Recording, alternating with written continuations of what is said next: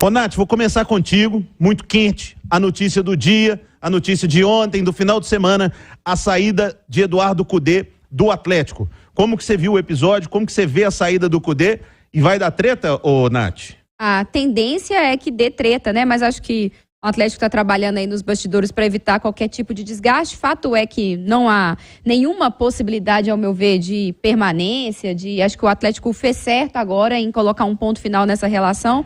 Acho que há erros graves da parte do Cudê, a forma como ele lida com a insatisfação, a forma como ele lidou com a frustração dele, quebrar a hierarquia, se despedir dessa forma, mas acho também que há erros do outro lado por parte do Atlético, principalmente se não houve transparência com o Cudê ao fechar um projeto, se não houve transparência agora de novo em prometer talvez reforços que não chegarão, e a gente sabe que esses reforços de nome, de peso, não vão chegar numa segunda janela de transferências, mas acho que o Cudê perdeu a razão ao agir daquela forma. Para o time, é muito ruim a ruptura de trabalho. Acho que em nenhuma circunstância trocar de treinador agora seria mais viável do ponto de vista tático, mas é claro, depois do que o Cudê fez, não tinha mais clima, agora é levantar a cabeça e olhar para frente. A gente pode usar aquela expressão que era a tragédia anunciada? Depois de tudo o que aconteceu, da entrevista, aí depois veio o episódio Copa do Brasil, que aí não foi... O episódio Copa do Brasil foi dentro do campo, o outro foi fora. Agora mais um episódio fora do campo. Essa relação já estava desgastada, meio que o Cudê teve um gatilho no final de semana? Ô Léo, assim, um gatilho só na cabeça dele, né? Porque o Atlético não fez um jogo ruim contra o Bragantino. O Atlético criou contra o Bragantino e jogou o suficiente para meter uns 4. Aí, do nada, o Cudê ouve cobranças, escuta cobranças de torcedores no estádio, aí chega no vestiário e tem mais um rompante. Eu acho que se o Cudê continuar levando a carreira dele dessa maneira, não sabendo lidar com pressão, com cobrança, com insatisfação, ele não vai vencer na carreira. Não basta ser um bom treinador, e ele é bom treinador. Ele já tinha encaixado a ideia dele de jogo no Atlético. O Atlético, o Johan joga, ele sai, entra o Igor Gomes, sabe o que fazer. O Mariano joga, entra o Bruno Fux, sabe o que fazer. A dupla de zaga do Atlético tá com números entre os melhores do Campeonato Brasileiro. Foi o pior momento para acontecer essa treta? Não, não tinha momento, não tinha por que acontecer. Os números da dupla de ataque são espetaculares. O Rubens, defensivamente, tem um dos melhores números do campeonato. O Batalha tá jogando muito. Então tá tudo fluindo. É claro que você vai seguir oscilando, igual todos os times que tem um trabalho iniciado nessa temporada vai acontecer com todos eles, mas o Atlético tá ali na briga, com alguns problemas, como na Copa do Brasil, a eliminação precoce para um Corinthians que é pior do que o Atlético. Mas, sinceramente, o Léo, não tinha motivo para mais esse rompante do Cudê dentro do vestiário. Ele não sabe lidar com pressão. E técnico de futebol, não basta ao técnico ser bom taticamente. Ele tem que ser bom na parte da gestão também. E de saber ter gestão com ele mesmo. Não só com o grupo, com o elenco. E ele não sabe. Então, infelizmente, lamentavelmente, não foi o campo que derrubou e que fez com que o Atlético e Cudê rompesse. Não foi o campo, foi o extracampo. O extracampo por conta da cabeça do Cudê e de outras situações que ele, Cudê, traz, de que me foi prometido isso, me foi prometido aquilo e agora não tá. E eu acho que os gestores do Atlético prometem muito mesmo. Eu não estou dizendo pro Cudê especificamente, porque eu não estava na reunião. Mas prometem demais pro torcedor, prometem inauguração em dia tal, prometem banda tal, prometem bater de frente e brigar todo ano com Palmeiras e Flamengo, e não consegue. O Atlético não vai conseguir brigar com Palmeiras e Flamengo. Se lá atrás chegaram pro Cudê e falou, nós vamos brigar com o Flamengo, e 5 meses depois vira para ele e fala, estamos vendendo o nosso melhor volante para esse Flamengo, cara, não entende. Do mesmo jeito que o torcedor que lá atrás ouviu que vai brigar com o Flamengo, não entende. Eu acho que tem que vender. Mas se você vira e fala que vai brigar por todas as conquistas com um time e vende seu melhor jogador para esse time, seu melhor volante, não entra na cabeça de ninguém. Mas o Cudê, um treinador com a capacidade que a gente imagina que ele tenha, fora de campo também, ele não pode agir como ele agiu. Não tem condição, não há mais ambiente, não há mais clima. Ele desrespeitou a hierarquia, ele desrespeitou diretor, gestor, elenco, jogador, desrespeitou ele mesmo, o Cudê, e desrespeitou o planejamento que foi feito. Então não há mais clima, ele é o principal responsável por tudo que aconteceu, mas não é o único. É exatamente isso que eu ia te perguntar, Everton. Qual que é a parcela do Eduardo Cudê e a parcela da direção do Atlético? Porque o Eduardo Cudê permaneceu no Atlético depois daquela primeira entrevista coletiva, né, malfadada, porque ele tinha uma multa absurda de 30 milhões. Isso é muito alto para um cara que não tem fama de ser um cara muito equilibrado no trabalho.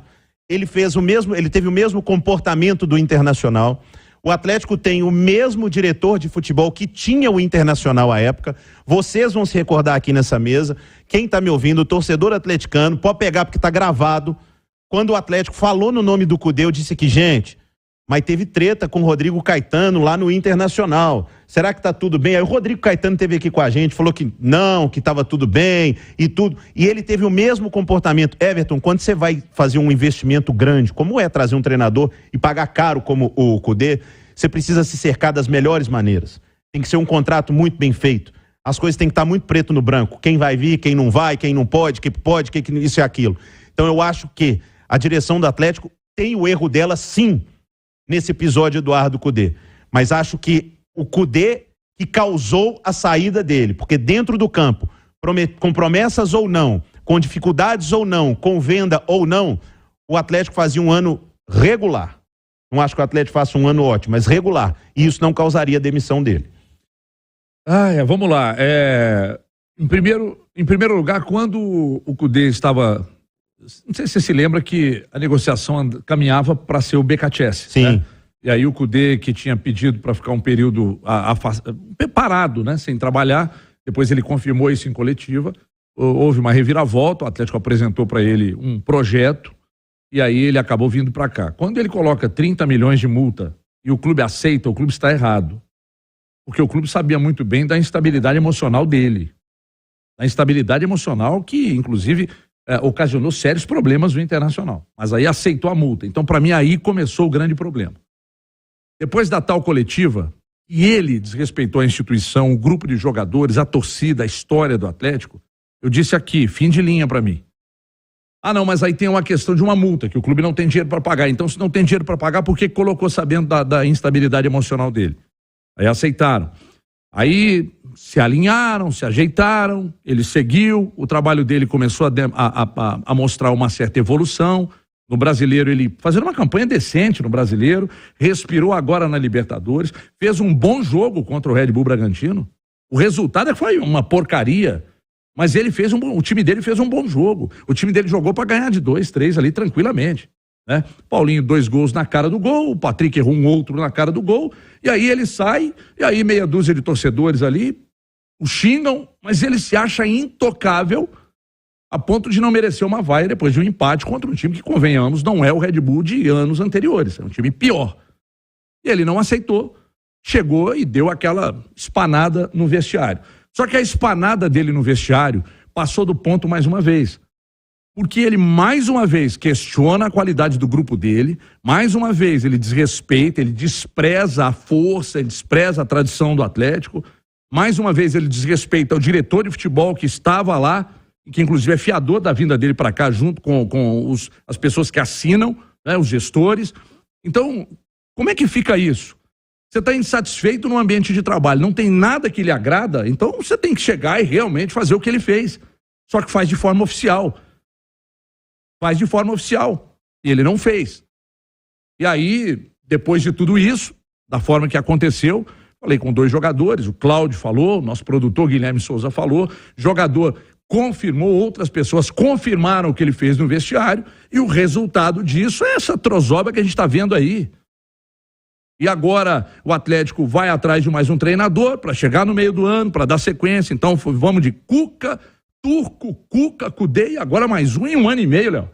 Achar que isso está normal? Então, o que é do papel do comportamento do Cudê? Reprovável. E para mim eu achava um bom treinador, hoje eu não acho mais, porque é uma composição de fatores que levam o cara a ser um bom treinador. Ele não é mais. E ao Atlético é necessário criar processos, não é buscar nomes no mercado. É criar processos dentro do clube para a coisa profissionalizar. Senão vai continuar errando, e um clube que já deve 2 bi, essa sucessão de erros eleva ainda mais essa dívida e complica ainda mais, principalmente, a marca do Atlético aí fora. Nós vamos falar mais, porque o debate dos comentaristas